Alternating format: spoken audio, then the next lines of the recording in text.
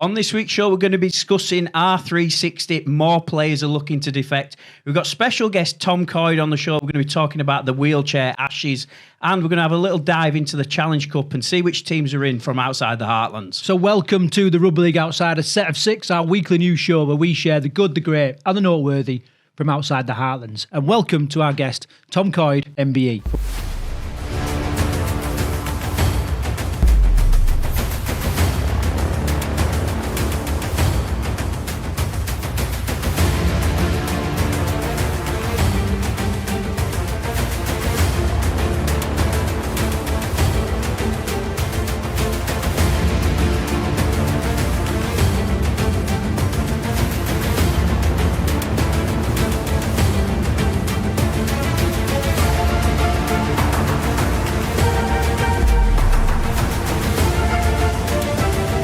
Before we get started onto this week's episode, just let you know that it's sponsored by Pavida Teamwear, which is available at yourclubstash.co.uk. Pavida are a UK-based emerging teamwear company. They have a 2 to 4 week turnaround with bespoke designs, many of which are Polynesian. They provided these shirts, of which we absolutely love them. You can get a full store, everything from wooden spoons to your full kit and everything in between. So check them out if you're in the market for new club stash. The link is in the description below. Check them out. It's yourclubstash.co.uk. Thank you very much. Thank you for having me. We always pause there because that's not where all the music and all the rest comes out. It was playing in my head. Weird. Right, Tom, obviously we're going to dive into what's been going on with you, especially the wheelchair Ashes over in Australia in a little bit. But I want to kick off with this story that's breaking at the minute, and that's this, that Zach Lomax has been released, and all expectations are he's going to be heading across to Rugby 360. R360. We don't even know if it's called Rugby 360. But yeah, I thought we'd just discuss this because it seems that a lot of players have been targeted from the NRL to go over to R360, and now there's a load of talking points here. Is it good for the game? Is it good for rugby in general? I know Rugby Union have probably got their own opinion, but for me at the moment, the most interesting part about this is that a lot of the players they're targeting are all NRL-based players. I've not really heard many Rugby Union players that have been targeted by R360, so I'll open it up to the floor and just wonder what your guys' thoughts on it are, really. Well, I would say that I think any disruption tends to be a good thing because competitions are forced to progress, to keep up. So obviously I'm not an administrator, so I don't feel threatened in that sense. I'm a fan of rugby, I'm a fan of global sport, and it's exciting when new things come into the atmosphere. And they force the established existing competitions to get better or fall behind. So I think as a general fan, it's going to be a good thing. I mean, from my point of view, I think the NRL are probably already taking note of this because you only look at the comments from Peter Blandis about global expansion. We're having an NRL round that's potentially going to be played across the world. So I think where you talk about that there, I think you bang on, really. Yeah, I think it stinks, doesn't it, of 1895 when Rugby League broke, when rugby separated and we ended up with the Rugby League and the Rugby Union. And it kind of stinks of that. But also, if you look back in history, football tried this, didn't they? Football tried a similar thing. With the Super League. And that didn't go, it was interesting, wasn't it? It was called the Super League. It didn't really last, it didn't really go anywhere because whether clubs shit the pants or whatever, I don't know, you know what I mean? But it didn't happen. So it's going to be interesting watching this unfold. Now, NRL are definitely threatened by this, aren't they? Because there's talks of putting any player that defects, that sounds terrible, doesn't it? But, heads across to R360, a 10-year ban. What do you think the players are thinking about that? It's obviously a scare tactic, isn't it? But I genuinely think that if something's a threat because it's better than your competition, it's a sign that you need to be better. I think that NRL as a sports competition is one of the best in the world the last few years. Yeah. So I don't necessarily think that they should feel as threatened as they appear to do, but maybe it's just a bit of a smokescreen to try and show a strong stance. I'd be worried though if I was the Pappenhausen's been linked, Lomax, Payne-Haas has been linked with it. If it was me, I'd be a little bit worried about signing for a competition that, at the moment, it doesn't have a website, doesn't have a podcast, it doesn't have a media outlet. Like, the only people talking about it are us guys, like rugby league guys. It's a really crazy situation. It's good free promotion for R360, isn't it? They've got everybody else talking about it. Yeah, so they've kind of like, I mean, I don't know how they're operating, but they're kind of like gone under the radar, aren't they? And everybody else is talking about it. But, I mean, obviously the players who have been having contracts discussed, they're going to clearly know a lot more than we do. But, yeah, it just seems a bit... would you risk your NRL career for a competition that actually has never had boots on the ground yet? It's an odd one for me. Well, I think players they've like flick-flapped from different sports. Like, I don't know what the Latin word is for, since time began or whatever. Not bright enough for that. But, it happens, doesn't it? You know what I mean? Like, we had Mark Nwanga Tawaze. He came across... Nwanga Tawaze. Yeah, well done, mate. A bit brighter than me. So that does happen, doesn't it? And if R360 becomes almost like a separate sport, then, we can expect people to come and go both ways. But would they allow that? Like, if you're going to ban an NRL player from playing NRL again for 10 years, would you accept some of the stars from R360 to come across to the NRL? Well, that's the thing, isn't it? They're never going to create players themselves because as a brand new sport, it doesn't have an infrastructure. It doesn't have junior teams. It doesn't have any of that. It's more like mercenaries. Yeah, exactly. That's probably the best way of describing it. It's just the best, all together. Give them a big bounty and away you go. But what do you actually think of the concept? Like this idea of having, I think they're having 8 men's teams, 4 women's teams. It just moves around the world, and they like Dubai, Miami, London. What do you actually think of the concept? Like, obviously playing a lot less games, getting paid a lot more money. I think they want to incorporate like entertainment into it massively, like live bands and all the rest of it. You've gone quiet. I'm just sort of thinking about it. I mean, it is similar in a way to like the 100 cricket, innit? It becomes much more of a spectacle to watch. Shorter season, But for me, the worst thing about rugby league is the off season. So the idea of like games being spread out more, especially if you're not, you're only going to be able to get to 1 or 2 of those games in person, aren't you? Really? Yeah, but it doesn't stop Grand Prix fans, does it? No. And that travels all the world, around the world. It's one of the biggest sports in the world, and every racetrack's sold out, and you pay an absolute fortune for tickets. I don't know. I mean, it's interesting. What are the rumours in the RFL then, Tom? As our little agent in the room. I haven't heard the words uttered at the office. No. So I'm not sure that it's as prescient here as it appears to be with like the Sydney papers. But they've got to sell themselves in the off-season, haven't they? They've got to get attention and clicks. And like, I think they're probably saying to themselves that this is a brilliant narrative for us to generate interest in the sport, even though there's no rugby league being played. So I would say that a lot of the noise is so that they can stay relevant when there's no rugby league to report on. But there's also this idea, like everyone gets stuck in their own little algorithm bubble. And because, you're into this 360, maybe you're getting presented a load of that. So it seems bigger than it actually is. Well, as I said, R360 haven't actually done anything, so I'm just in the rugby league algorithm, and we're all talking about it.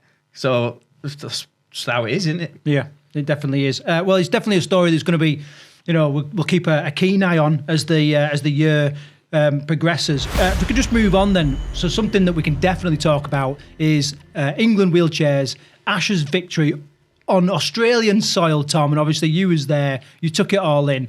Just summarise the whole tour for me before we get into the games and some of the key players. Hard work, really rewarding, fantastic experience, brilliant intel ahead of the World Cup, which is going to be in Australia in 12 months' time. I think a brilliant mission to understand what it's like to take an inclusive sports team abroad with the travel. We changed location 3 times while we were there. So it was like a proper tour. It wasn't just like go away, play a test series and come back. Like it was a real tour. It was a proper, like like the old running game, a proper Ashes tour, wasn't it? The only thing missing was going over on a boat. Yeah, other than that.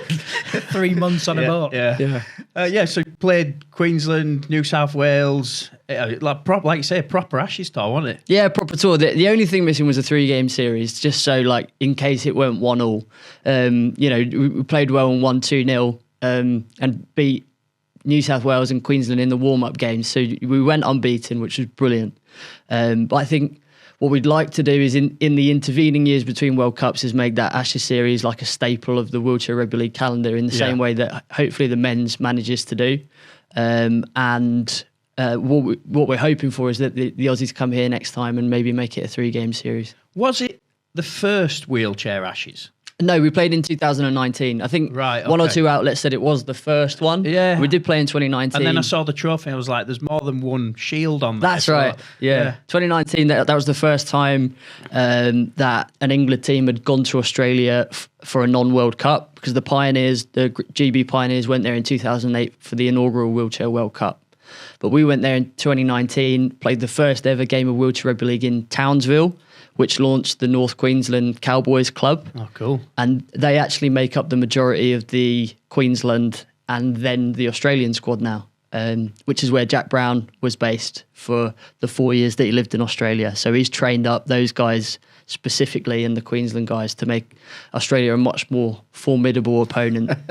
Tom, I remember sort of messages going back between you two, and you was like, there's an Ashes series coming here. This is a while ago. This is a while ago. And he's like, I'm not quite sure. But I can feel, like, how long ago, or how long has this been in the making? 2 years. Yeah, 2 years. There's a lot that goes into it. Australia's a big place. And while the negotiations were happening, NRL Wheelchair was going through an evolution. So new people were coming in. We were having to establish new relationships. And Wheelchair Rugby League in Australia is getting more and more formal within the NRL. So as that happens, you have to do things in a different way, follow like the NRL's processes rather than just kind of like organising it in a way that we would with the NRL wheelchair organisation, like without having, like we went to the NRL head office while we were in Australia this time. Yeah. We wouldn't have done that before.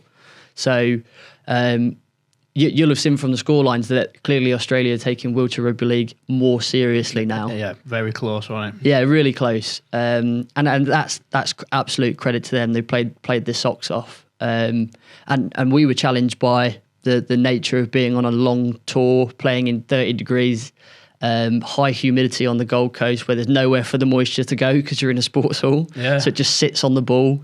The players are telling me that they went to push their wheelchair and their hands just slid across the wheels. That's never happened in England before. No. I just want to talk a little bit about some of the standout England players.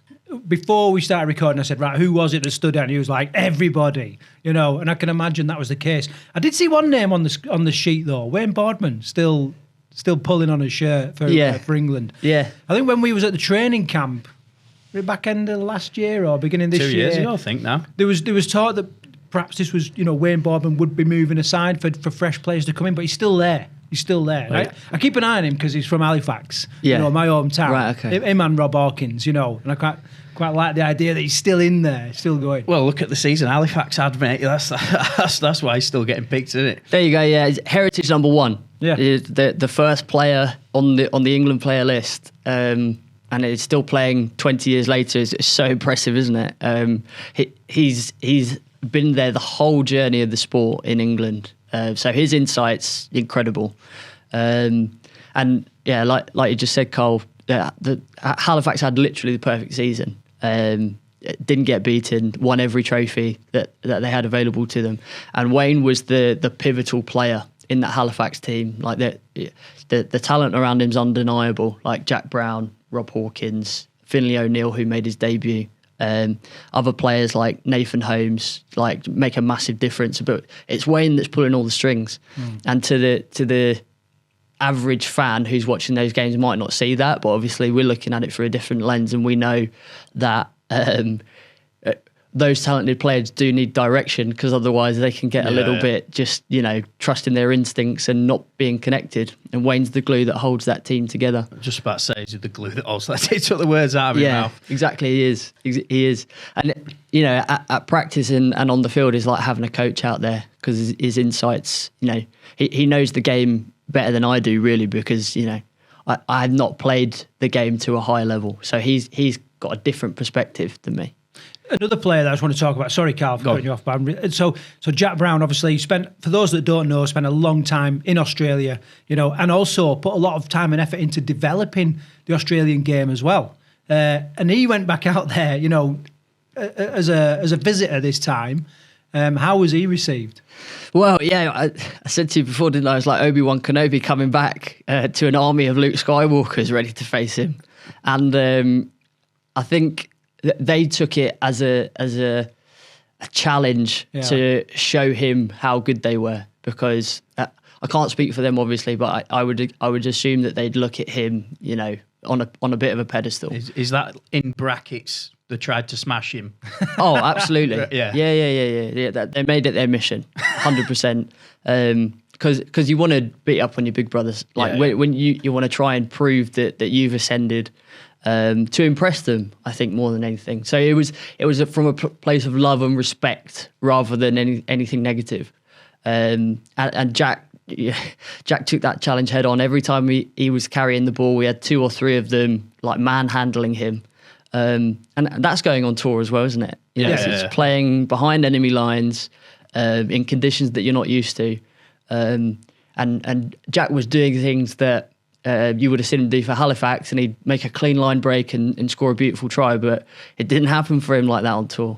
But on the next play, there'd be loads of space that he'd created for other players because of the attention that they had to show Jack. So although he might not have had as many kind of like standout highlights as he would have liked to, he understands like the work that he does creates an opportunity for somebody after that. I'm going to say, did you have to make any coaching tweaks to counteract that, how the Aussie team were playing against you?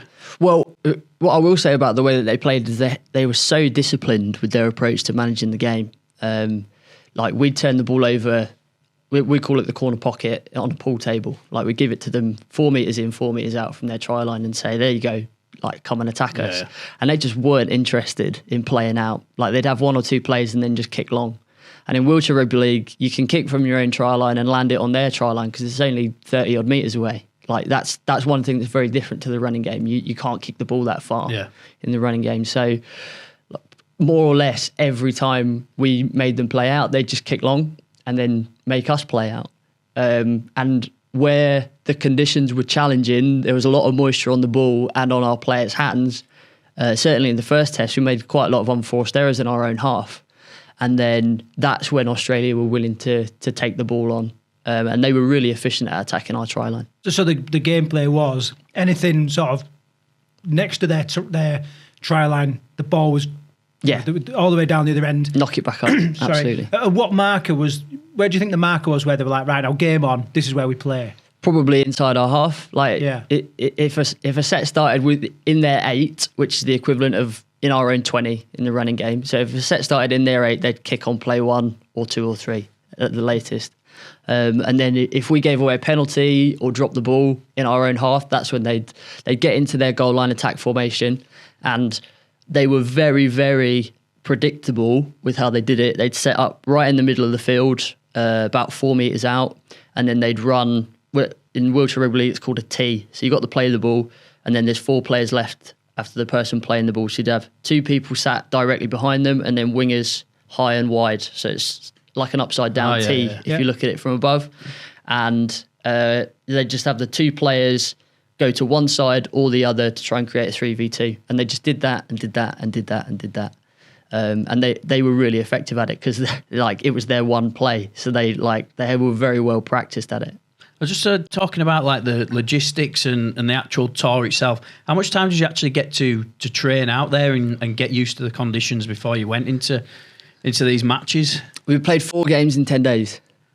Yeah, what's the neck? The turnarounds were really tough. So you didn't get there were no training in between that, I take it? We did. We trained for about 45 minutes to an hour between games. But like for the test matches, we'd played Queensland on the Monday and then had a 2-hour drive via Brisbane to the Gold Coast. So ideally the day after a game you wouldn't be travelling. You'd focus on recovery, you'd keep it low key. But we were being hosted at Parliament House in Brisbane, which was an opportunity we couldn't miss. And then I had to get down to the next accommodation in the Gold Coast. And then we'd have a day off on the Wednesday, and then play the first test match on the Thursday, day off Friday, train Saturday, second test match Sunday. So it was pretty relentless for the guys. And that's likely to be harder than it will be for us in the World Cup next year. We're hoping that the turnarounds would be a minimum of 3 full days between games, which means we can have a day off, prepare it on the middle day, and then match day -1 have another day off, which gives the guys a chance to rest their hands and their shoulders. Because although they're not getting like tackled body to body, there's still a lot of still a lot of stuff that goes on. We're going to talk about the World Cup and the future of wheelchair rugby a little bit later in the show. Just talk to me about the feeling of winning the Ashes and the celebrations there. I think it was more one of relief actually than like jubilation. Did you feel the pressure out there? Yeah. Like there was a pressure in terms of like just like fatigue from traveling around a lot, being away from home for a long time, wanting to do well. And then there's the pressure of us being the number 1 team in the world since December 2022. Like that's a long time to be at the top. And everybody's chasing after you, right? So if you're not careful, like all your wins just turn into relief rather than joy. Because you're just doing what's expected of you rather than like smashing through the glass ceiling. That's like quite a different feeling if you let it be that way. So I'm really keen as we move towards the World Cup next year that we're not being chased, we're the chaser, I don't want to go into that with a mindset of we're sat still at the top and everybody's coming after us. So that's not going to get the best out of us as a team. Like we want to be the hunters going into the next World Cup. So was you more motivated by winning or not losing? Yeah, good question. I think there'd be a little bit of both in everybody's mind. Like certainly when because we were losing for the majority of the second test, weren't we? And then we scored with like 2 minutes to go. Brilliant team try. Like we super composed, have a like 2-3 plays working our way down through their half, and then Mason Billington just gets it on a quick play the ball, tips it off to Joe Coyd, who goes over untouched. And it looked way too easy, but we'd been building pressure on the Australians for 78 minutes before that, and I think they just had nothing left. So you could say we always knew it was going to happen, but obviously the jeopardy is what we went there for. We if we'd have come home and not felt like we could have lost the game, then the players don't feel like they've been truly tested, and we haven't seen them under that real pressure. So it's easy to say now, but I was glad that we were put in that situation. So I think that there's always a fear of losing, right, or a fear of not winning. Like that comes in every form of competition, and that's part of your drive. When you've not won before or for a long time, which was where we were going into the Rugby League 21 World Cup, England hadn't won since that inaugural one in 2008. So there wasn't that much pressure on us to win, I don't think. Obviously, it was a home World Cup, and it was looking more and more likely that the wheelchair team was the most likely team to be able to bring a trophy home. So there was pressure there. But I think the internal pressure was lower because it was something that almost none of the guys had done before. There was a couple of players in the team who were involved in 2008, including Jack Brown and Adam Rugby. But I think this next World Cup, there's going to be more internal pressure because we've got an expectation on ourselves that we're the best in the world. And you've got that expectation from the British public now as well, haven't you? Like, you have been the best team in the world for a number of years now, and I think the expectation is that England, this is the trophy England might pick up. So that's just got to be feeling that. That's a privilege at the end of the day. Like we've earned the right to have that pressure put on us because we worked really hard to maintain our our claim to being the best team in the world.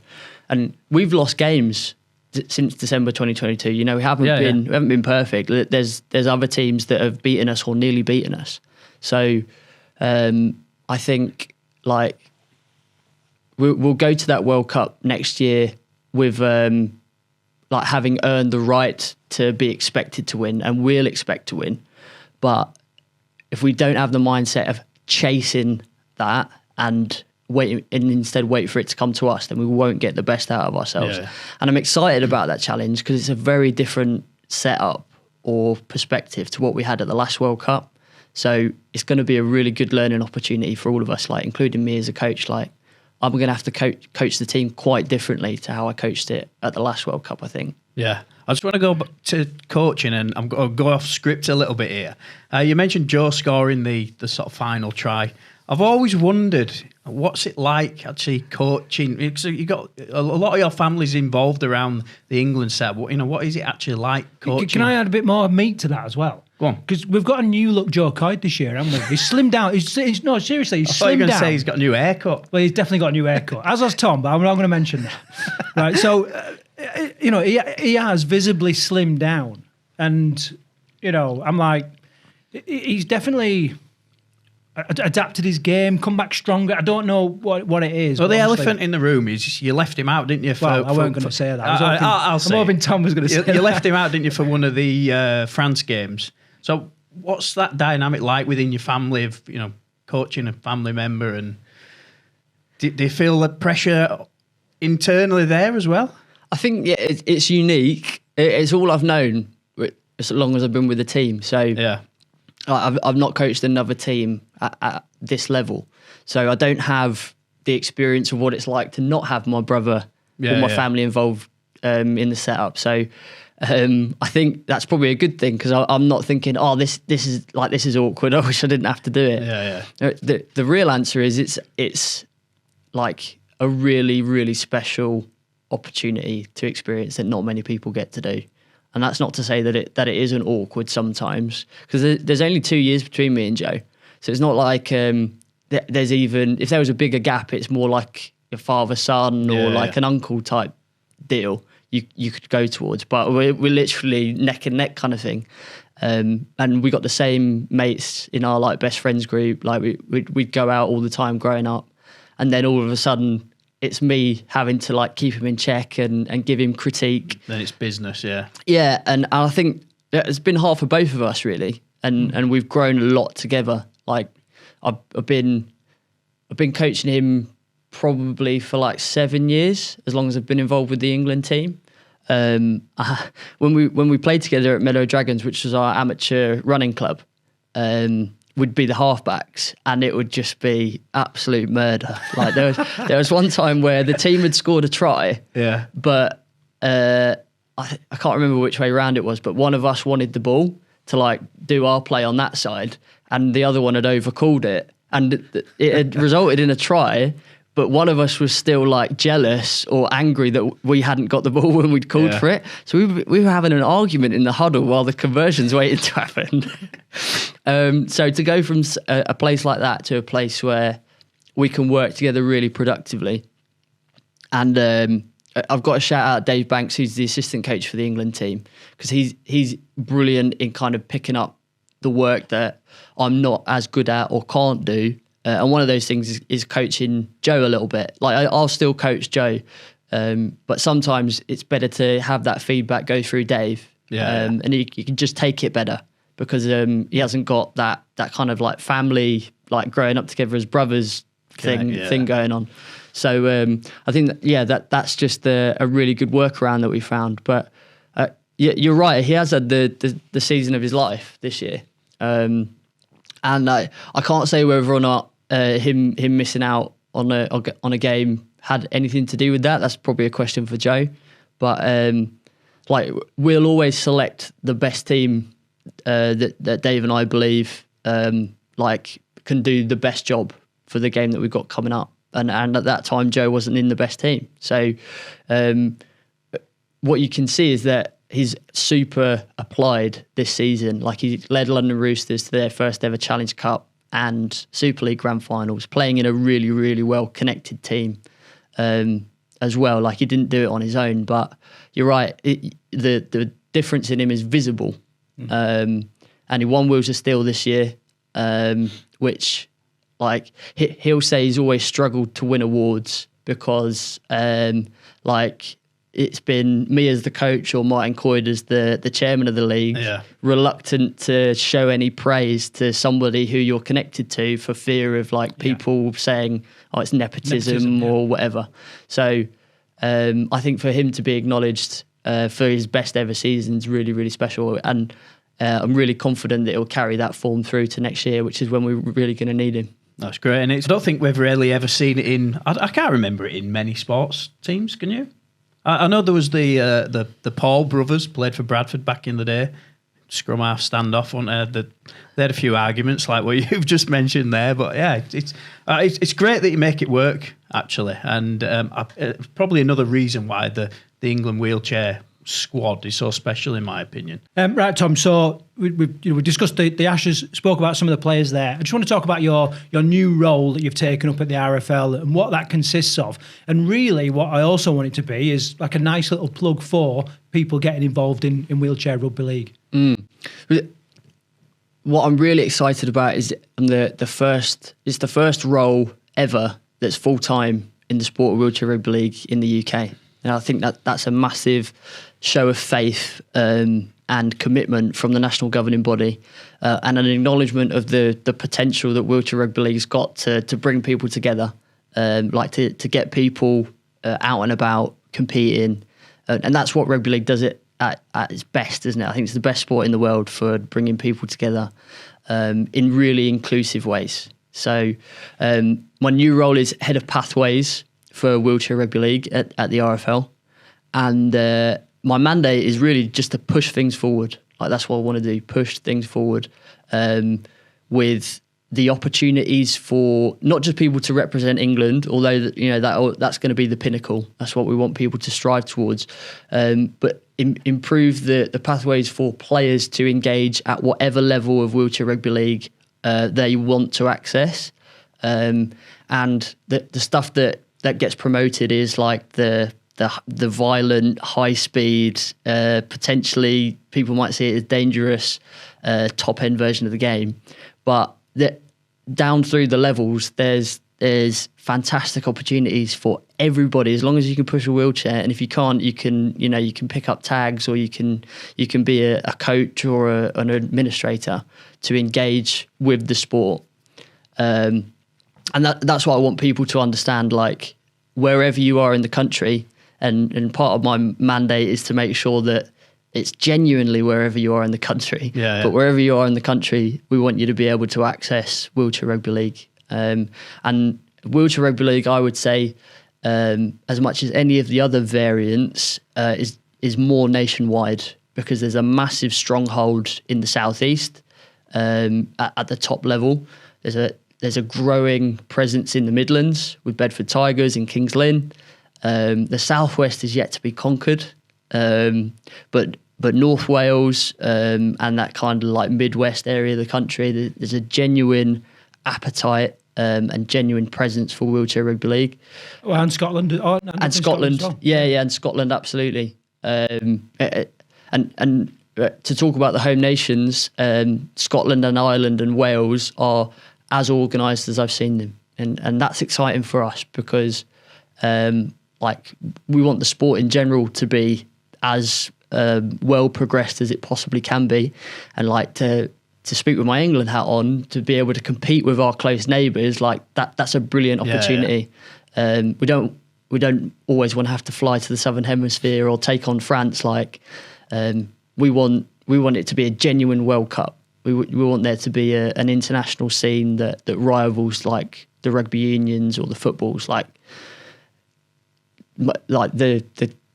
the blue sky vision is to make wheelchair rugby league a truly global sport, because I think it's so inclusive. We think it's the most inclusive sport in the world.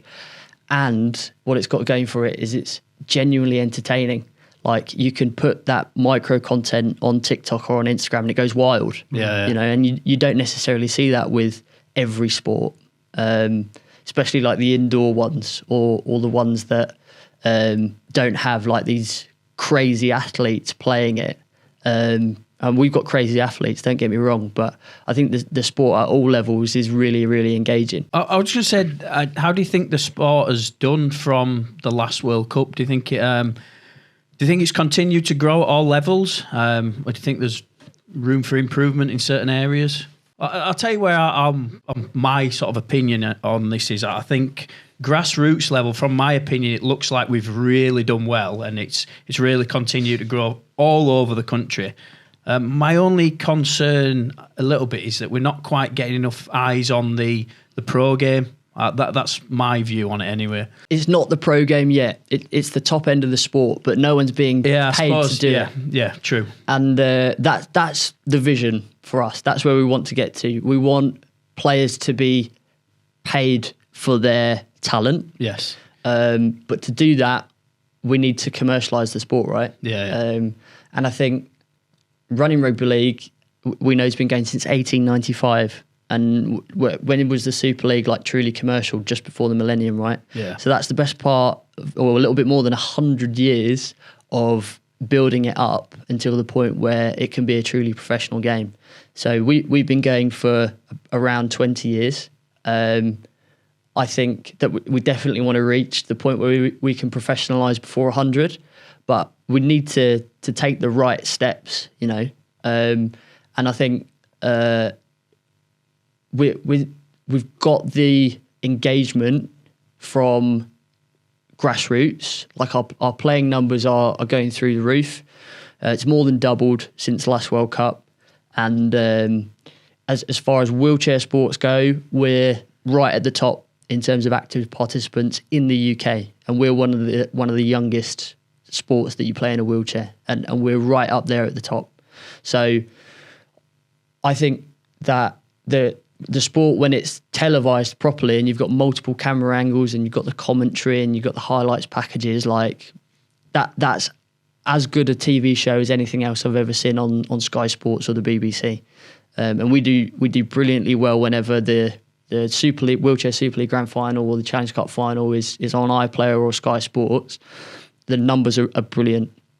I think that we're working towards making those showpiece events even bigger and better. So playing them in better stadia. Yeah. Making them more of a like genuine showpiece with that razzmatazz. Because like the players are bringing it, aren't they? Yeah, like they're entertaining. They're doing freakish things that people would pay good money to see. So I mean, the teams are bringing it. The rivalry between you and France, now what's developing between Australia as well. That's all, you know. And then the North-South rivalry in the domestic game as well. So the clubs are bringing it. Yeah, absolutely. And look, you speak to anybody who's passionate and working in wheelchair rugby league, we are visionaries. Like we don't want to just kind of like replicate what's been done in professional rugby league so far. We want to like go our own path. Rip the rule book up. Yeah, absolutely. And that's not to say that we think that the way things are established are wrong. We just think like we're a different sport. If you look at the people who go out of their way to come to wheelchair rugby league games, they're different people to the ones that you see at championship or running Super League games. And we should pursue that, you know. We should pursue a new way of doing things. Like the world's smaller and more accessible than it ever has been. We were talking about R360 and not really knowing what it's going to look like, but it's garnering attention, isn't it? Yeah. And I haven't yet introduced somebody to wheelchair rugby league who hasn't been completely captivated by it. So we're really excited about that opportunity. And I think the pre-existing models around rugby league to promote the sport and get it on TV are brilliant. Like we'll take as many opportunities as we can with that, but we want to explore other ways where we can get the sport out there. And that's easier than ever now with like stuff being streamed on YouTube. Like I think it was the first ever semi-pro football match was streamed on TikTok at the weekend. So like, let's do stuff like that. Yeah. You know, it's an indoor sport. It's really easy to set up ways of making it visual. We can play it come rain or shine. And we're getting more and more strong partnerships with the best venue providers in the whole country now. They know what wheelchair rugby league is. The England team trains at St George's Park. We've got a growing partnership with the University of Nottingham. Like, these are world-class venues, and they want to host wheelchair rugby league. So I'm really excited about what we're going to do. Brilliant. Right, let's move on. We'll talk about the World Cup and that in the next couple of tackles. Before I do, though, we don't need to throw any fire on the rivalry in Hull, but we're going to do it anyway. There's a little bit of a situation emerging, Karl. That's the World Club Challenge is obviously coming to Hull, all right, and it's going to be held at the MKM Stadium. Hull KR have sold it out. Sold out MKM Stadium. I just thought I'd love to mention it because what a great story that the World Club Challenge is back on this year. We talk about global rugby league and we've got Vegas going on, potentially global round in the NRL. Actually, we haven't forgot our roots. We've got a massive game happening in Hull. However, Craig, whilst we're talking about this, I do have something I've got to bring up. Right. You made a glaring error a couple of weeks ago. So yeah. I've it's not like you to point that out. I've prepared a statement for you. Right. Oh, right. So here we go. Something that you need to read out just to... By the way, whilst you're doing that, all fingers and thumbs. Obviously, February the 19th, 2026, 24,600 tickets been sold there, which is a record at the MKM Stadium since 2007. There you go, mate. There's a statement for you. Ladies and gentlemen, esteemed viewers and the Rugby League Outsiders, I, Craig Williams, would like to issue a formal, heartfelt apology to the people of Hull. 2 weeks ago, during a moment of severe geographical confusion and professional negligence, I mistakenly referred to Hull Kingston Rovers as simply Hull. What the hell is this about? I now fully understand that Hull KR must be referred to only as Rovers, the Robins, or any other title deemed acceptable by the red and white side of the city. I also wish to apologise to any Hull FC supporters who may, even for a fleeting second, have been mistaken for Rovers fans. I recognise the trauma this may have caused. My slip of the tongue created unrest, outrage, and admittedly excellent engagement in our comments section. If only IMG valued podcasts the way they value controversy. Please rest assured, I have no desire for the Rugby League Outsiders to be taken off air, nor do I wish to spark a civil war within the proud city of Hull. I remain committed to unity, peace, and watching the Robins in the World Cup Challenge at the home of Hull FC. Yours in good faith, mild fear, Craig Williams. Thanks for that, Karl. It had to be addressed because 2 weeks ago, you referred to them as Hull, and our comment section lit up like my phone was going mad. I was like, what's going on here? And it was like, do not refer to us as Hull. We are not Hull. It just, mate. Well, what are they then? I think he did it on purpose. Yeah, what are they then? Drive engagement. I think he does it on purpose. Yeah. Rovers, mate. The Robins. Well, so there you go. I'm just hoping that people give you a bit more crap in the comments this week. You're only here to spark bloody comments. Right, will you be Have you learned your lesson, though? I don't understand it. I genuinely, like, what's the problem? Come on. Are they not based in Hull? Yes, but you do not, just don't go there, mate. Don't go there. Right, so are you going to be going to this game then? Tom? I would love to. Yeah. By the sounds of it, I'm going to struggle to get hold of a ticket. But if I can't be there in person, that'll be me glued to the TV, and I'll watch the whole build up. I'll be on from when the programme starts. Like, I think attendances are up as good as they've ever been to go and watch live games. And I didn't get a chance to watch any of the men's Ashes because we were away for most of it. So I'd really like to see like some of those NRL players come over here and compete with Hull KR, who I think have been so impressive. The way that they managed the grand final from a coach's perspective for me was really, really impressive. So to see those two teams go head to head, pretty cool. I'm just so glad they've got it on because I absolutely love the World Club Challenge. I think generally British fans, we love the World Club Challenge, though I don't think it's quite got the respect in Australia that we give it over here. But I really missed the fact that we didn't have it on last year. So the fact that it's back this year is brilliant. I was a little bit worried that it might not take place with KR going over to Vegas. But yeah, it's awesome. Can't wait for it. And who do you think's going to win? More importantly, well, this is the thing, isn't it? Because as we're going to come on to the viewers' mailbag in a minute, but like we're getting a lot of stick from Aussie fans at the minute, you know, because of the comparison of the English game with the Australian game, with the Ashes, you know, apart from the running games, Ashes. Yeah, but... And if Hull KR win this, like what does that actually mean? Well, I think we've won more World Club challenges than the Aussies have. Am I wrong there? I don't know. I've got to hold my tongue nowadays. If we haven't, it's very close. You know, Wigan won it a couple of years ago, didn't the Saints went down under, won it.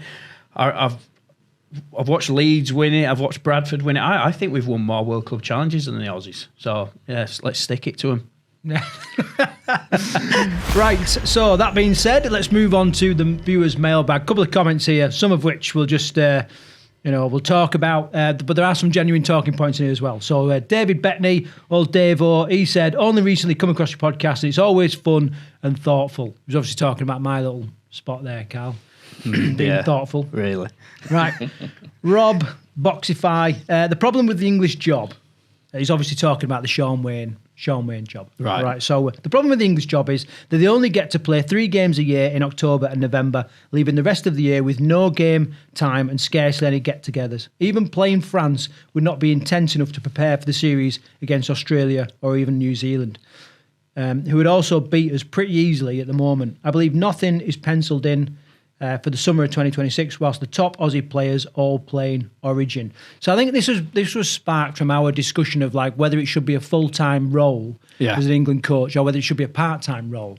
So, Carl, any follow-up on that?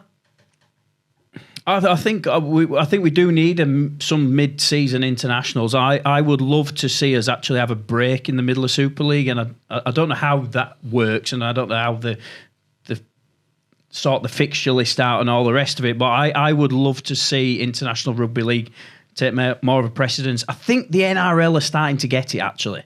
I saw a story this week from Peter V'landis. He was on about shortening the length of the NRL season and really making like State of Origin a standout block in the middle of the season.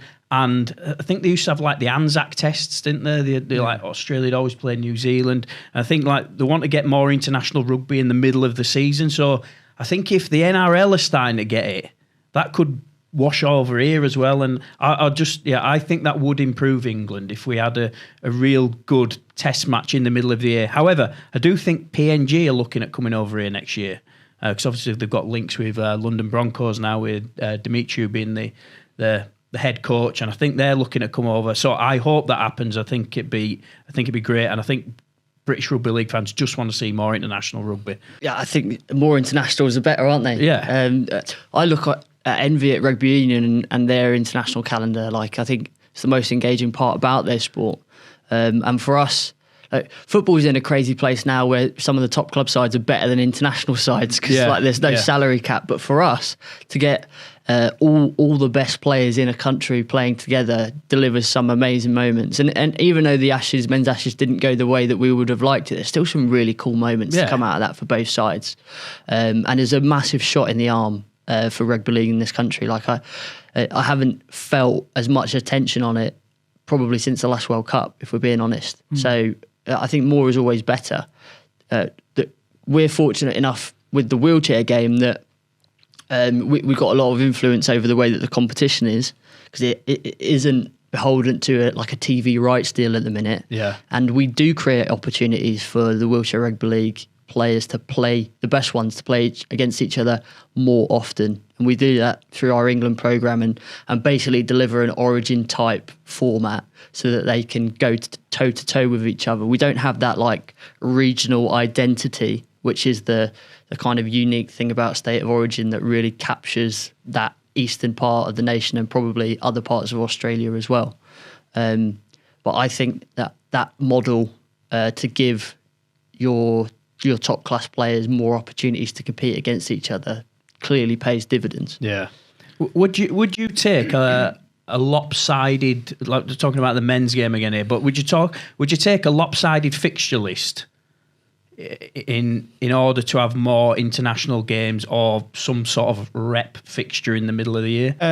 What do you mean by lopsided? What do you mean by that? Well, if you're going to have more international games, you probably wouldn't have enough rounds for every team to play each other twice, would you? So you'd have to have some sort of draw each year where they don't play quite as many games. So that's kind of what I'm talking about there. The NRL seems like it's getting to a place where everybody plays each other once because they've got enough teams in the competition, right? Yeah. And then you're looking at a shorter season in terms of rounds, a bit closer to what the NFL's like, which I think is like 17 games their season is now. Yeah, something like that. It's a completely different market, so it's pointless saying let's be more like the NRL. Like they've got, I don't know, 20 times more people than us, maybe more than that, and God knows how many more like TV dollars to be able to like bring in. But I think if you can put more meaning on every competition game, that's where you're going to intensify the interest. And if we're being realistic about it, the human body can only put up with so much. Yeah. And you don't want to, if you push it to the limits, then the quality of the play of the players comes down, doesn't it? So there's definitely a balance to be struck. Yeah, less games, higher quality. That's what I'm saying. Well, how do you think there's any mileage in an Exiles team? I know we've tried it in the past. It didn't work, did it? No, it didn't work. But I mean, and I don't know, the nuts and bolts to put it together, because obviously you've got clubs then that are loaning their players to an Exile side. Don't really mean anything. They're risking injury. Who pays for that? All this kind of stuff. But I'm just thinking of like creating high quality competition for the England squad. I just would love to see at least 2 test series a year. I'd like to see like a mid-season two game series against like a PNG, Tonga or Samoa or something like that, and at the end of the series like a 3-game test series where we play like the Kiwis or the Aussies again or something like that. I'd like to see I would like to see England playing in 2 series each year. And I'd happily take less Super League games to have that happen. And then obviously the 4th year World Cup as well. World Cup. And then. And the Ashes needs to be on rotation every 4 years or every 6 years. But what about? So would you have would that mid-season series always be a home series, or would you? No, not necessarily. No, not necessarily. Because that's where you struggle in it, because like you're literally flying to the other side of the world to taking on the best competition, and to be doing that once or twice, or even funding that and administrating that is a nightmare, like, isn't it? It's not my problem to solve. Just throw it out. I'm just telling you what I want to watch. So Yeah. I really like the way that it's been the last few years, where there's an end of season series for the England men's team, Tonga, Samoa, Australia. Like that's a really nice kind of rhythm to be in with the World Cup coming next year. So if we can keep that in the intervening years between World Cups, I think that feeds the beast of the international England fan, doesn't it? Yeah. The mid-season is a quandary, isn't it? Because you're not going to be able to play a cross-hemisphere test series mid-season. It's just too much disruption. But that's what I'm saying, like an Exiles team. I think with some French players in there as well. You need identity in the contest, and that's why the NRL Indigenous, when it started, it was Indigenous versus NRL All Stars, and that only played it a few years, didn't they? And then they changed it to Indigenous versus Maori, because you've got that identity in the contest. Yeah. So for an Exiles team, there's no identity there, is there? Like, apart from being not from England, which I don't know if that's enough of a, like, is that going to get expats who aren't from England to the game because they identify with being an exile? I'm not convinced of that. It's probably why it's not took off, I went to the Exiles game years back and it was terrible. Yeah, flat. Yeah, it was flat. The crowd, it's just... It's more like a charity event than actually something that's highly competitive. Yeah. All right, okay. What's your thoughts? Stick it in the comments and let us know. If we move on, John Mellin, the only way England stand any chance of short-term for the next year's World Cup is to find a way to get French and Field in the team. They are crying out for a couple of X-Factor players. Now, 2 parts to this.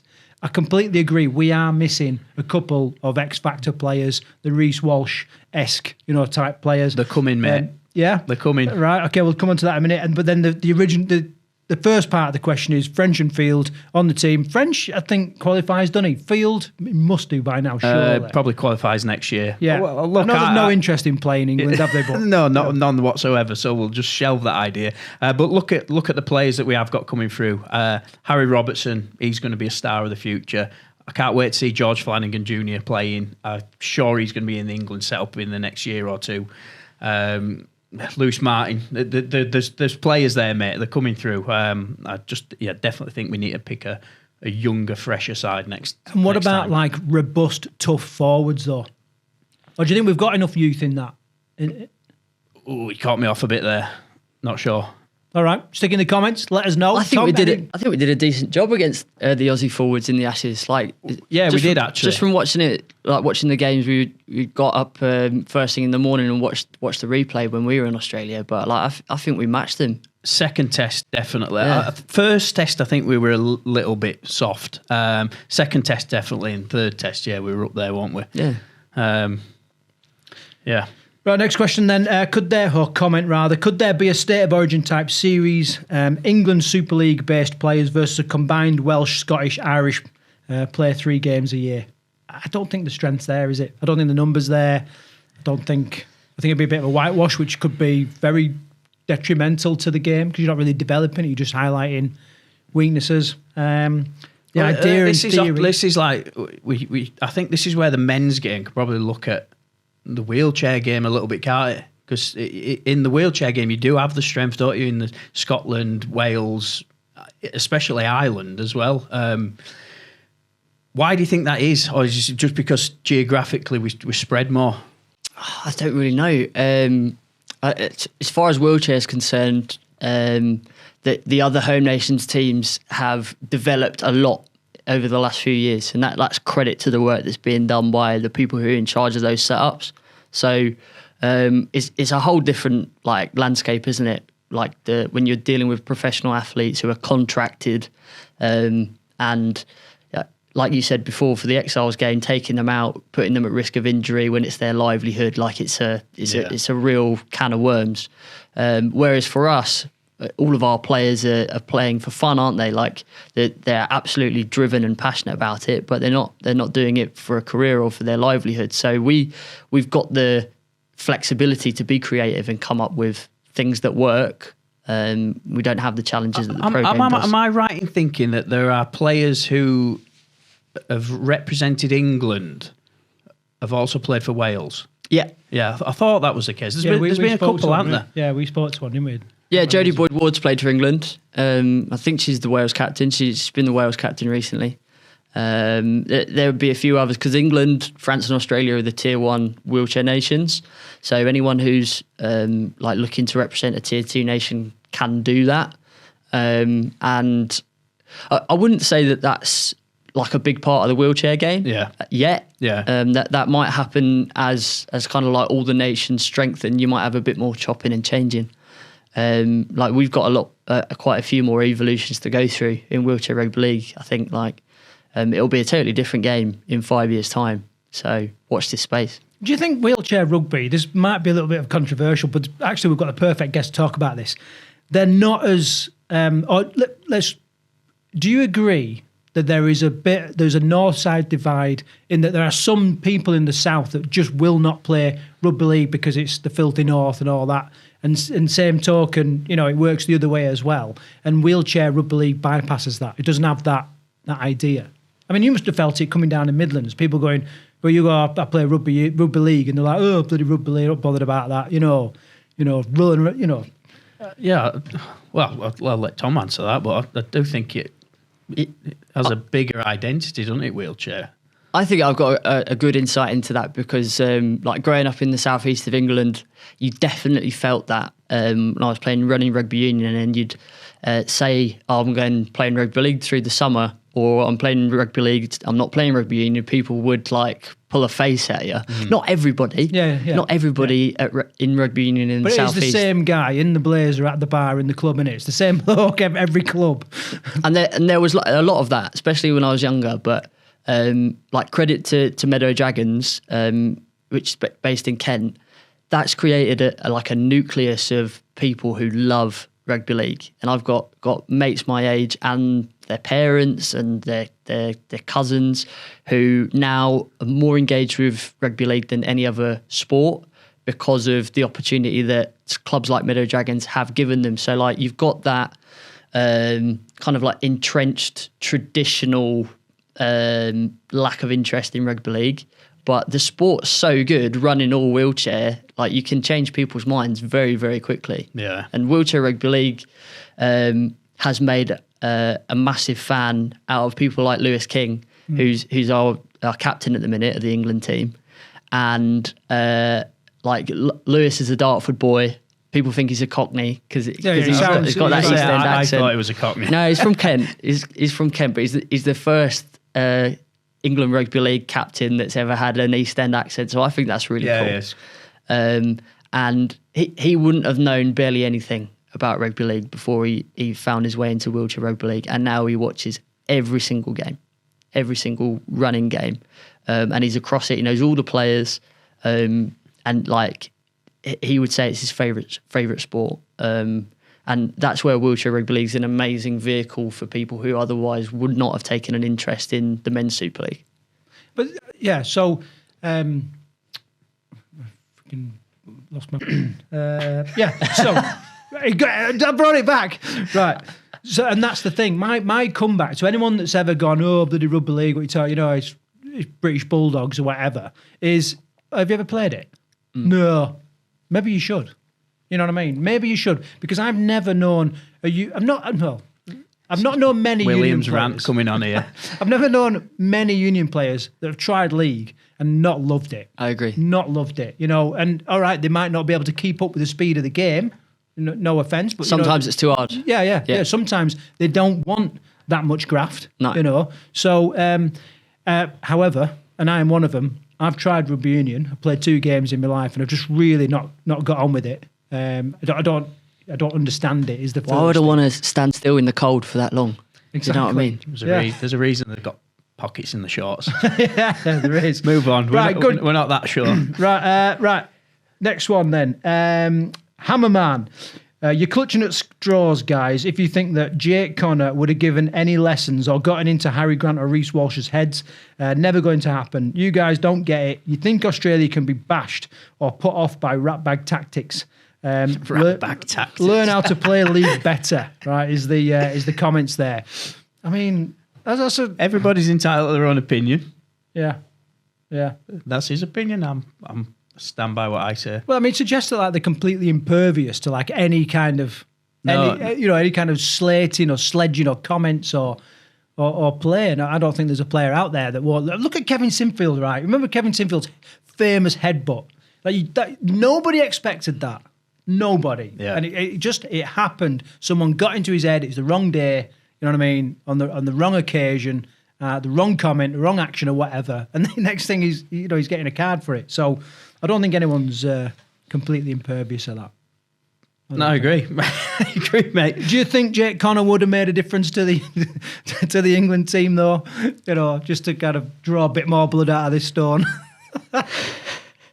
Over to you, Tom. I've given my opinion on this before, haven't I? So, I'm not sure. I can't say that I watched like Jake Connor's performances all season. I've got my own competition to be invested in, so I really can't say. I think you could play that series 100 times, and there's a good chance that England would win plenty of games. I think there were moments in all 3 of those Test matches where it could have gone our way, we just didn't quite execute. There's a couple that stick out, like the first half of the first Test match, where if we just get that final pass right and Reece Walsh doesn't cut it off, we're off to the races then, aren't we? And then confidence just balloons from there.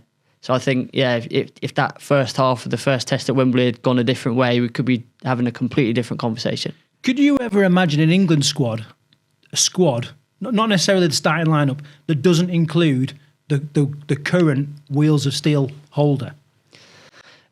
I could barring injury. Yeah, I completely get what Sean Wayne's saying.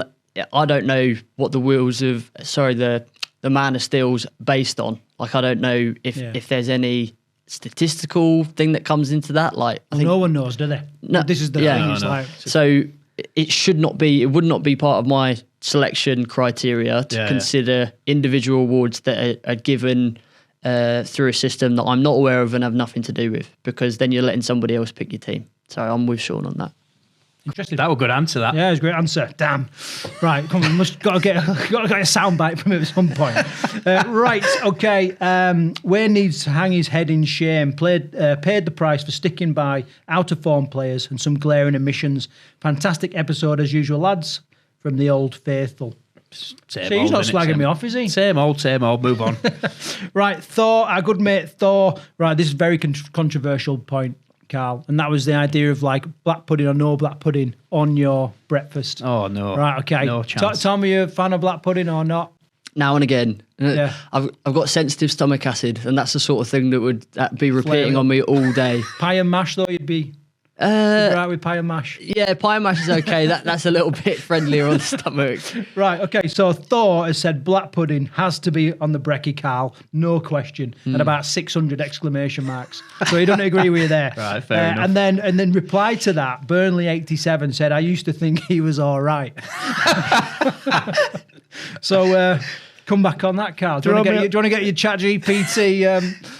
I'll prepare a statement for next week. Right. Okay, right, let's move on then. I want to talk a little bit about the future of wheelchair rugby league, especially England in the run-up to the World Cup that we're expecting next year. Well, where do I start? Deep intake of breath. Where do I start? A question there. yeah, just a statement. No, it'd be nice to know what the like. You had a really clear pathway structure, didn't you, last year with the whole England setup, and it was a full tiered process. Is it going to look the same next year, or are you adding anything to it? Or I was really pleased with how the programme flowed in 2025. We started the year with 32 players at the Uni of Nottingham at an invitational festival, which included 3 talent transfer athletes from other wheelchair sports. And then as the season progressed, that funnel got more and more narrow to the point where we selected a 17-player national performance squad that trained right the way up until the last session before we left for Australia. And we named a 10-player squad at the start of August, just to give everybody a chance to get their affairs in order. They were all travelling. So 10 travelling 10 players. travelled, but we had 17 that practiced pretty much up until the last session, so that the 10 who were going to Australia had people to compete with, and we wanted the intensity of those sessions to be at the absolute top. And we also had one eye on next year as well. So we wanted the reason that those 17 players were in our MPS was because we think they've got a chance to vie for a seat on the plane next year. And the fact that they've been on the programme all the way through 2025 means that they got a really good chance to hit the ground pushing in a wheelchair in 2026. So. Can I just go back a little bit to the talent transfer players? You said you brought in 3 players from other sports, didn't they? Got a chance to participate with wasn't with England, was it? It was a wider group at that time. Are you looking to do that again? Was it a success? Are you looking to bring more people in, or? It was absolutely a success. Yeah, definitely. I think as our partnership with the University of Nottingham grows and gets more formal, because of their geography, they've got a massive focus on inclusive sports. They call it parasport there, so their parasport focus is really big. All right. And they're looking to attract more and more parasport athletes to the university to study alongside like a really impressive sports program. So I think our opportunity to work with universities like Nottingham to kind of like cross-transfer people who want to get involved in wheelchair rugby league. Like we might get to a point where we can even signpost our wheelchair rugby league players if they want to like improve their employability. Go and study at the University of Nottingham. Wheelchair rugby league's got a massive presence there. We want to get to the point where there's a wheelchair rugby league program at Nottingham that competes in the Bucks leagues, because wheelchair rugby league is a growing university sport. And I think that the talent transfer opportunity whether it's from wheelchair basketball or wheelchair table tennis, which were the two sports that we had transfer across this year, or it might not even be from a wheelchair sport. You know, it could be from a running sport, because we've had players who have been good quality, like running rugby league athletes, come to the wheelchair rugby league game and improve really, really quickly because you've got that rugby brain. Tom Halliwell was at Leeds Academy, or Leeds Scholarship. Joe Coyd played for London Broncos Scholarship. So I'm forgetting loads of people, but it's the sort of sport where if you get invasion games, if you get rugby, or you can push your chair, you'll be able to advance. So I think 2026 specifically, we'll narrow our focus a bit more because we've got a World Cup. Yeah. So the time that we've got, the resources that we've got, we need to invest that kind of more pointedly in the players that we think are going to contribute to that World Cup. But then 2027 with my remit as head of pathways, that's the year that I'm really excited about, because we'll have an uplift in momentum and exposure from the World Cup. I think playing over in Australia, where in at least half the country it's the number one sport, the coverage that wheelchair rugby league is going to get across the globe is going to be just as good, if not better, than we got in the 2021 World Cup. And I can't wait to kind of capture that energy and just have everything ready to set up, whether you're entering the pathway at grassroots level or you're a high level athlete that wants to come and give wheelchair rugby league a go with a view to making it in the England setup. I think our opportunity is massive after this next World Cup. It was very fortunate in the last World Cup that James Simpson was made an ambassador, weren't he, for not only the sport but for the games, for the entire World Cup, wasn't he? Yeah. Do you foresee another player like that being put on such a world stage? I just want to jump in a little bit there. How big a profile does Jack have in Australia? I think in Australian wheelchair rugby league, he's massive. Yeah, he'd arguably be the best known non-Australian player. While we were over there for the 3 weeks, we were in Sydney, the Gold Coast, and the Sunshine Coast, and everywhere we went, people were wanting to catch up with Jack. But he's a fantastic ambassador. He won the first ever Golden Boot. He was there in 2008 when the GB Pioneers won the first World Cup. He lives and breathes the sport. So, given that the next World Cup's in Australia, I would have thought that they'd elevate one of their own. But if any of our athletes have an opportunity to be ambassadors for the World Cup or for the sport in general, they do an absolutely amazing job because they love it so much.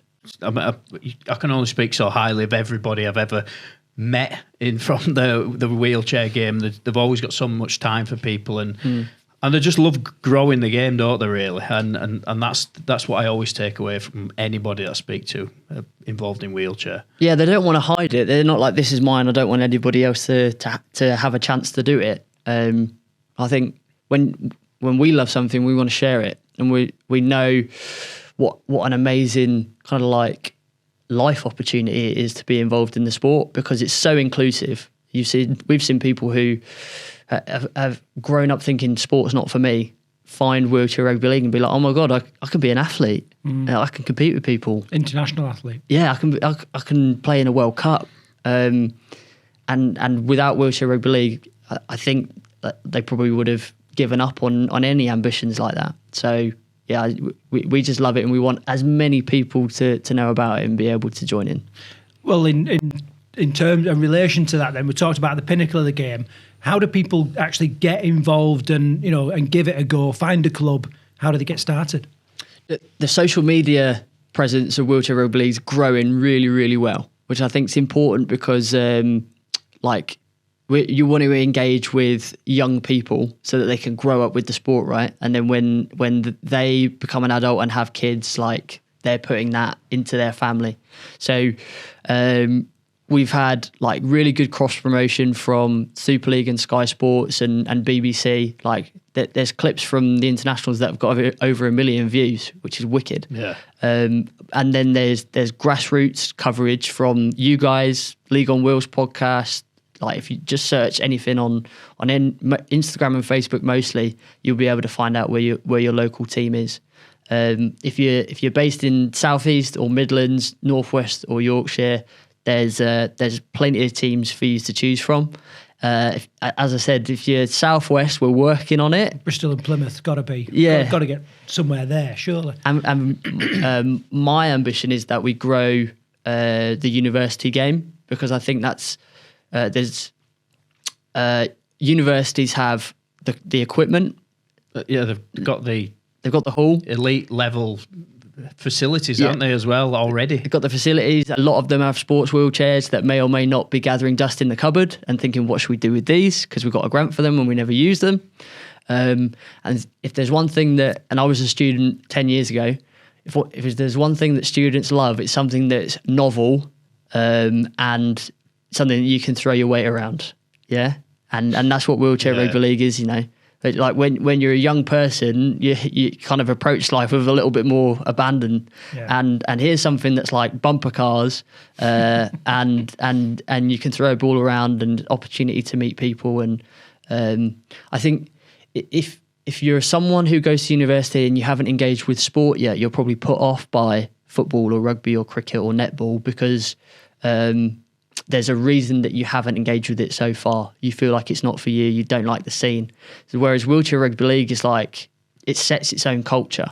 There's no like, oh, watch out for the rugby boys. Like that's a bit of a thing at uni, isn't it? Yeah. Like watch out for that. Like wheelchair rugby league, it sets its own culture, and it's always one that's very welcoming. There's something about, it's just something about the way that people come together in wheelchair rugby league that's very welcoming, very inviting. And like low stakes in my experience. I hope that everyone's had that experience, like whatever grassroots club that they've gone to. Okay, right, let's move on to the final tackle of the show, the Williams Weekly. I picked up on an article done by the Love Rugby League, and they picked out 10 signings from 2025, and these were like the best signings in their opinion. And I just want to kind of chat through some of these players and see what your memorable moments of the season were.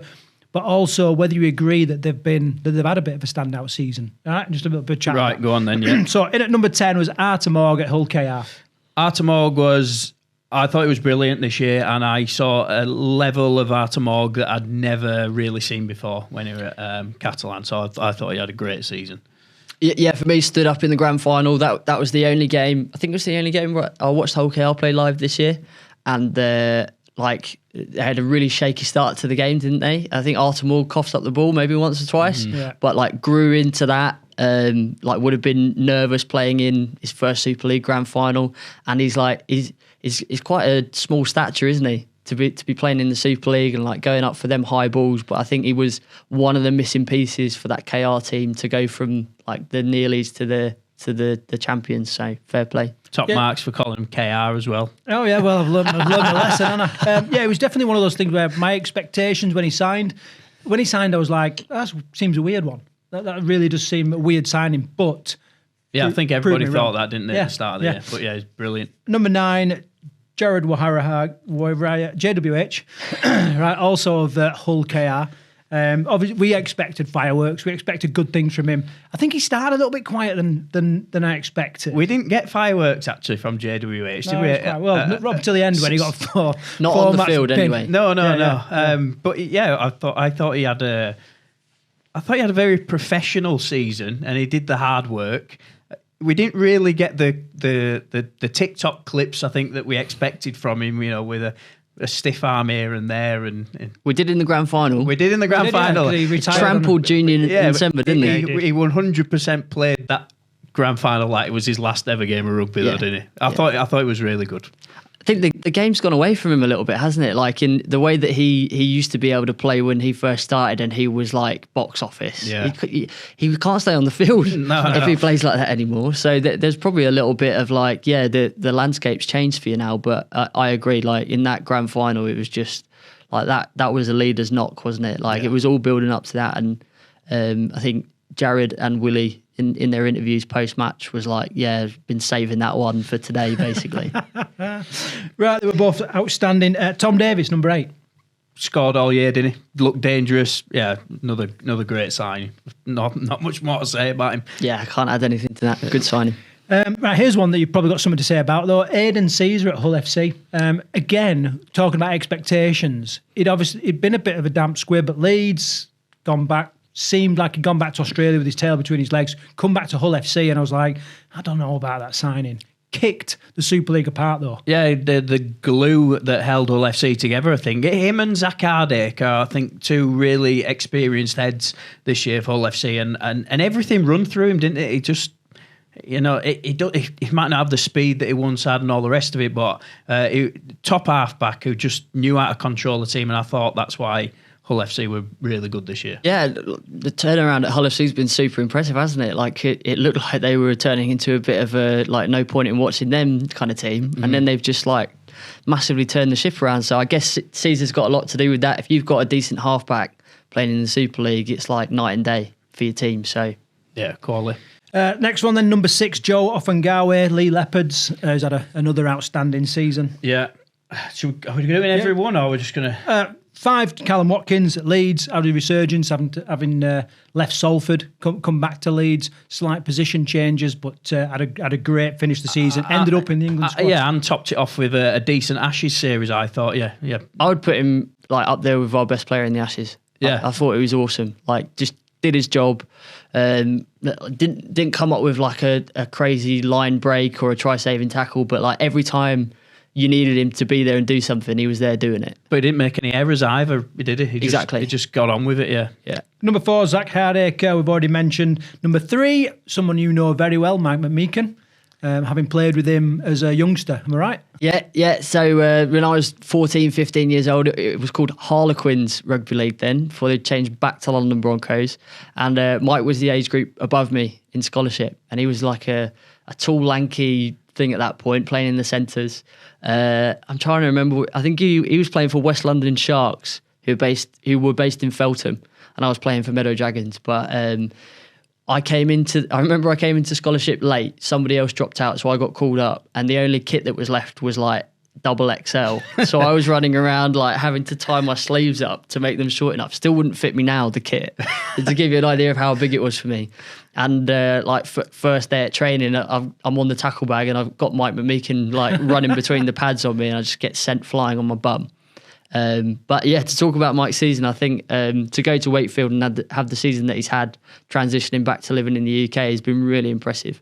And again, I'd put him up there as one of our best players through the Ashes series. Ashes, yeah, completely agree. It was awesome, wasn't it? All season long. True professional as well. Number 2, a crowd favourite, Tessie New at Lee Leopards. So you know how good a season Tessie New's had, because we've been singing his song all year round. The Lee fans absolutely love him, don't they? What is he in at number 2? Yeah, he's at number 2. Yeah, he's had a great season. He's looked dangerous all year, hasn't he? And number 1, the real shocker, I think, for everybody, especially me being a Leeds fan, like, I didn't know where this guy was going to fit, was Jake Connor, current Man of Steel holder. Yeah, he's had like Marmite seasons, hasn't he? Some people love him, some people hate him. He has blown hot and cold for different teams. Like Huddersfield, we kind of never knew what we were really getting with him. But Leeds, again, he's the reason that Leeds were right up the top end of the table for me. I know Brad Arthur's done a good job, but I think the Brad Arthur-Jake Connor combination has been absolutely brilliant this year. He's got the best out of him. Quality season. The only thing I can add to that was that the Rugby League Awards, Jake said in his acceptance speech that in seasons before this one, he's kind of been promised a position in teams and not really had to work for it. Whereas this year, Brad Arthur come in and said something like, you're going to have to earn your spot here. It's not going to be all laid on a plate for you. And that's obviously brought the best out of him. So, yeah, the power of good coaching. Yeah. Yeah, and it came down to an injury early on in the season. In fact... Yeah, it was like the first or second game or something like that, and he got a spot. There was a bit of juggling around, and then he's been a stalwart of the team all season. Leeds' identity could have looked very different this year. Who was it got injured at the start of the year? It was Sevo. Yeah, he never even played, did he? I totally forgot about him. So yeah, Jake might not have ever played where he played this year. He could have ended up at fullback or anything, but yes, taking the opportunity with both hands, hasn't he? Yeah, okay. That brings the show to an end, Karl. Oh, we got just a little bit I want to touch on. What? We haven't spoke about the Challenge Cup, the teams that are going to be in the Challenge Cup. So we haven't had the official announcement yet, but I've been doing a bit of digging, as I do. So the teams that we know that are in the Challenge Cup, and I'm focusing on teams outside the traditional heartlands here. We've got Bedford Tigers, Telford Raiders, West Warriors, Hammersmith Hills Hoists, London Chargers, and maybe Medway Dragons. Up the Tom. Dragons. Medway are in as well. We're in. Yeah, because I've not seen anything on their social media. So I think we've got more Southern Midlands teams than we've had Ever. in the past, haven't we? There. Yeah, it feels like it. Well, I think all them teams have got there on merit. Telford, the report they put out, they was invited to join the Challenge Cup. So I don't know what's happened there. But what I do love is, like, 2 years ago, we were campaigning to get more Midlands and Southern teams in the Challenge Cup. The fact that they've been invited, whatever the terms is brilliant. Brilliant for the sport outside the heartlands. I agree. Cool. I was going to say, when are Medway, when they're going to start training? Have you any idea? I saw a chat about it on WhatsApp yesterday. Right. So I know that it's the pipeline. it's on people's radar, and we probably got like half the team who keep themselves ticking over playing rugby union, and then half the team who's like just out and out rugby league, not really interested in playing anything else. And a lot of those guys that keep themselves ticking over playing rugby union, genuinely have that mindset rather than the other way around. Like, because it used to be, we play rugby league in the summer to keep fit for union. Yeah. Like, you're going to be way too fit for union if you're playing rugby league in the summer. Yeah. But most of the lads at Medway, and probably the same for the Telford boys, like rugby leagues where their heart is and where they like prioritise what they do with their weekends through the summer. So I think we've probably only had 2 or 3 weeks worth of sessions before the last Challenge Cup game that we played, and we were hoping to get drawn against like Edinburgh Eagles or something like far-flung and exotic. Dublin. And then ended up playing in West London like we usually do. Yeah, I forgot about that, yeah. Who did you get drawn? Eastern Rhinos, was it, or someone? No. It was Hoists. I think it was Hammersmith. Right. Hammersmith Hills Hoists, and they got a sick team. Yeah, they're good out there. We had a good dig against them though. Like, yeah, we played well. So I think you were saying before, I'm not sure if it's going to be like a bit of a non-northern playoff this time. Yeah, we're not quite sure the format yet, so I won't say anything because I'm not quite sure how it's going to be. Not like you to speculate. No, but I think there is. I know it has been sort of mentioned that there could be a bit of a revamp this year for the Challenge Cup, so that's no secret, is it? I think they might be dividing it slightly different to how they have before, which is I don't know. I just like the fact that we've got plenty of Southern Midlands teams in there, and obviously we'll have a team from Scotland, and there'll be an Irish side in there as well. So all good stuff. Brilliant. Okay, and we will wait for that draw. I remember the draw this year, Karl. We were like up to us knees in mud building cabins, weren't we? Listening to the draw on the radio. And Telford got their draw. We were listening out for Medway. You know, it was really it was exciting part of the game. Should we just put out there that we are happy to host the Challenge Cup draw on this show if the opportunity ever arises? Yeah, definitely. Why not? And best of luck to all those teams taking part in the early stages of the Challenge Cup. Tom, thank you. It's been amazing chatting to you as always. What's happening in the short term for you? Got anything happening with it being off season, or? We'll go through a review process to learn all the lessons that we could take out of that Ashes tour. And then it's like full steam ahead with planning to push things forward with Wiltshire Rugby League and the pathway. So it won't be an off season. I think I'll be even busier than I was from a planning and reviewing perspective. I want to get round while teams aren't playing. I want to get round to as many of the clubs and coaches and organisations as I can to get us aligned basically on where we want to take the sport. And my strategy is not to come in and like tell people how I think it should be done. Like, I want to learn and observe as much as possible, because the work the reason the sport's in the place that it is because of the great work being done on the ground all over the place. So what I want to do is capture that wisdom and share it around and make it like bring everybody up. So that's the plan. Brilliant. Awesome. Cheers, Tom. Thank you. Thanks, Tom.